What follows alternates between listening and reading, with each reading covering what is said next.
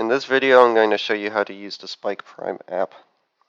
You can open the Spike Prime app by searching for the word Spike, S-P-I-K-E, or by double-clicking the Spike app logo app icon on your desktop.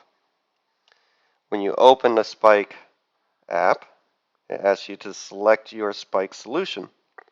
We're going to click on Spike Prime. It may ask you to download, update your Hub OS.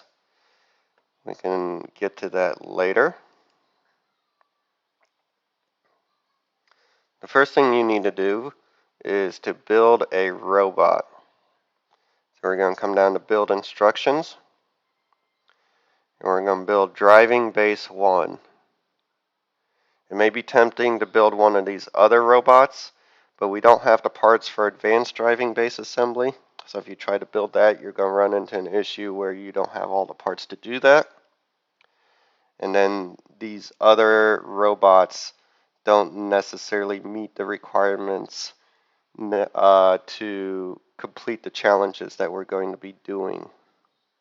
So start out with a driving base. The driving base is a very basic robot that you can customize, and you're welcome to customize your robot, but at least start out with driving base 1, especially if you never built Lego robot before. If you're experienced Lego robot builder and you already have an idea for a solution in mind, you're welcome to do that. Just be warned that your robot is still responsible for completing the challenges.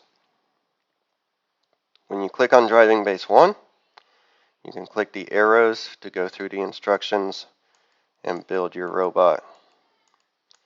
Once you're done building your robot, you can click on the home icon and you can start on the training camps. So you're going to click units over here on the left and go down to the yellow competition ready unit,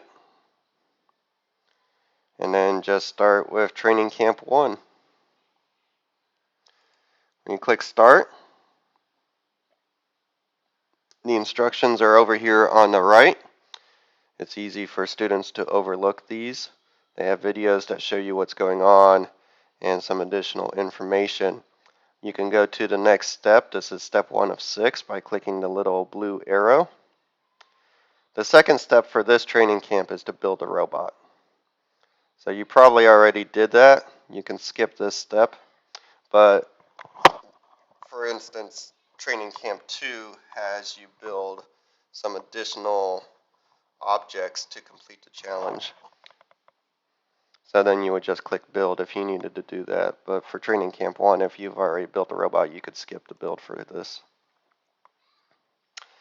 Step 3 is where they give you some programs and start to teach you how to make your robot move. They ask you to connect your hub, which you can do using this yellow icon. And they give you some instructions on what to do. The first time you connect your hub, you're going to have to use a white USB cable.